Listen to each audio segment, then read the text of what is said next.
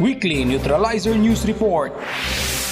Magandang araw Pilipinas! Kasamang Neutralizer, Aguila Troopers, aming ihatid ang mga balita mula sa isang linggong kaganapan sa 73rd Infantry Neutralizer Battalion, 10th Infantry Aguila Division, Philippine Army. Ako si Aguila Trooper Hermelisa Sotasio, tutok na sa Neutralizer News Report. Weekly Neutralizer News Report. Headlines. Paghahatid ng mga serbisyo at programa ng pamahalaan, serbisyong Smile sa Barangay sa Alabel, Sarangani Province. Local Ingenuity and Alleviating Poverty o Lingap sa Barangay sa Malungon, Sarangani Province. Matagumpay na naisagawa ang magkasunod na serbisyong karaban at community outreach program na nilahukan ng mga kasandaluhan ng 73rd IB, ang serbisyong Smile sa Barangay ng Alabel at Lingap sa Barangay ng Malungon, Sarangani Province.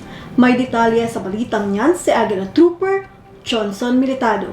Ang lokal na pamahalaan ng Alabel, Sarangani Province kasama ang iba't ibang ahensya ng gobyerno at ng ating kasundaluhan ng 73rd IB ay matagumpay na nagsagawa ng serbisyo caravan na ginanap sa Sitio Sufanayong, Barangay Paraiso, Alabel, Sarangani Province nitong ika-31 ng Enero taong kasalukuyan. Ang serbisyo caravan, serbisyong Smile sa Barangay ay programa ng ating lokal na pamahalaan upang direktang mapaabot sa mga residente, lalong-lalo na sa malalayong barangay, ang mga tulong at serbisyo ng ating gobyerno. Ilan lang sa mga serbisyong naihatid ay ang distribution ng seedlings, libreng medical consultation, pamamahagi ng bitamina at gamot, PhilHealth registration, lifesaver orientation, libreng gupit at pagkakataon na mabigyan ng makasal ng libre sa programang Kasalan ng Bayan. Nagkaroon din ng information awareness campaign at pamamahagi ng leaflets tungkol sa Army recruitment at pagkakaisa ng komunidad upang mapanatili ang kapayapaan sa kanilang barangay. Samantala naman, nakilahok din ng kasundaluhan ng 73rd IB sa Local Ingenuity and Alleviating Poverty o Lingap sa Barangay sa pangunguna ng lokal na pamahalaan ng Malungon, kasama ang iba't ibang ahensya ng gobyerno na isinagawa sa Sitio Kanyugan, Barangay Tamban, Malungon, Sarangani Province. Layunin ng nasabing aktibidad ay makapagbigay ng serbisyo at mga pangunahing pangangailangan sa malalayong komunidad. Nasa 300 benepisyaryo, lalo na mga estudyante na nakatanggap ng mga school supplies. Ang kasundaluhan ng 73rd IB ay palaging nagsasagawa ng mga security operations sa malalayong lugar ng probinsya ng Sarangani, kaya batid namin kung ano ang mga pangangailangan ng mga mamamayan dito. Ito ang nagbigay sa amin ng inspirasyon upang makipag-ugnayan sa iba't ibang ahensya ng gobyerno at mga pribadong organisasyon upang maisulong ang serbisyo karaban na makatulong upang matugunan ang mga pangangailangan sa malalayong barangay. Mula dito sa Malita, Davao Occidental,